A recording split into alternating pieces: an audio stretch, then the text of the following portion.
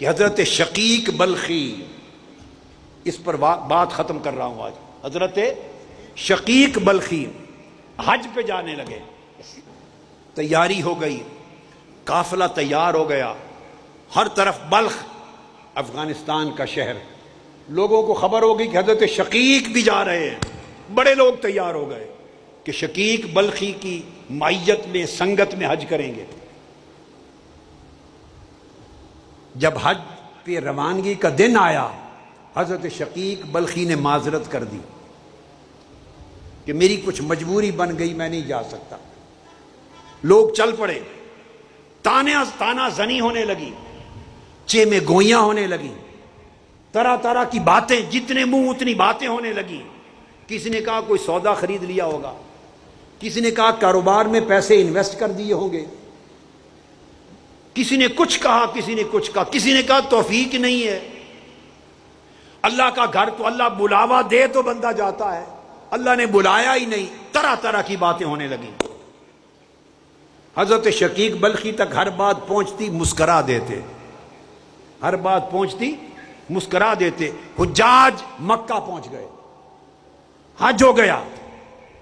انہی میں سے ایک ولی اللہ جو اس قافلے میں گیا تھا، وہ رات کو خواب دیکھتا ہے، خواب میں ملائکہ بیٹھے ہیں، ان کی مجلس ہے، اور ملائکہ سے کوئی پوچھتا ہے، گفتگو ہوتی ہے کہ اس سال کتنوں کا حج قبول ہوا اور کتنوں کا نہیں۔ ملائکہ جواب دیتے ہیں کہ اس سال اللہ رب العزت نے سب کا حج قبول کر لیا، کسی کا حج رد نہیں ہوا، سب کے حج قبول ہو گئے۔ سائل پوچھتا ہے ملائکہ سے یہ کیسے ہوا، سب کے حج قبول ہو گئے؟ انہوں نے کہا شقیق بلخی کے حج کے صدقے۔ فرشتوں نے جواب دیا شقیق بلخی کے حج کے صدقے سب کے حج قبول ہو گئے۔ وہ اٹھا، اس نے سمجھا کہ کہیں چپکے سے آ نہ گئے ہوں، پھر خبر لی تو پتا چلا نہیں، وہ تو نہیں آئے۔ حیرت زدہ وہ اللہ کے ولی واپس جب بلخ پہنچے، سیدھا ان کے گھر کہ شقیق بلخی مبارک ہو، ہزاروں لاکھوں لوگوں کا حج آپ کے حج کے صدقے قبول ہو گیا، اور ہمیں علم ہے کہ آپ تو حج پر گئے ہی نہیں، یہ کیسے ہو گیا؟ اب راز بتا دو، کیا ماجرا بنا کہ آپ نہیں گئے؟ انہوں نے کہا میں تیار تھا جس صبح حج پہ جانے کے لیے، تو میں نے ایک خاتون کو دیکھا، ایک جانور مر گیا تھا، اس کو دیکھا کہ چھری لے کے اس کا گوشت کاٹ کے گھر لے گئی، مردار کا گوشت، حرام گوشت۔ میں چھپ کے اس کے پیچھے ہو لیا، وہ گھر گئی تو اس کو پکانے لگی ہنڈیا میں اپنے بچوں کو کھلانے کے لیے۔ میں نے دروازہ کھول لیا، میں نے پوچھا خاتون یہ کیا کر رہی ہو؟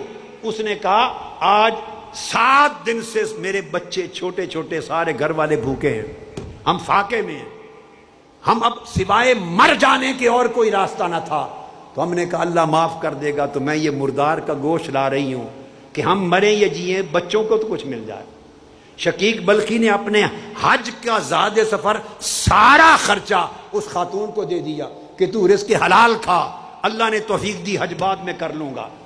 غریب پروری اور دوسرے کے لیے سخاوت کے عمل سے نہ صرف اپنا حج قبول ہوا بلکہ لاکھوں لوگوں کا حج مبرور ہو گیا۔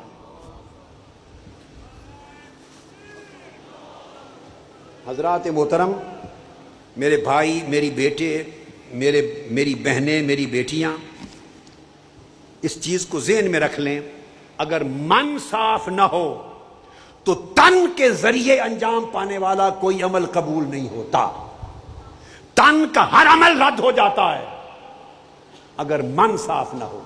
اگر من میں سخاوت اور طہارت آ جائے، من سخی ہو جائے، اللہ کی مخلوق کے ساتھ رحمت اور شفقت آ جائے، تو تن بہت زیادہ مشقت کرے یا نہ کرے وہ سمندروں سے بڑھ کے اجر پاتا ہے۔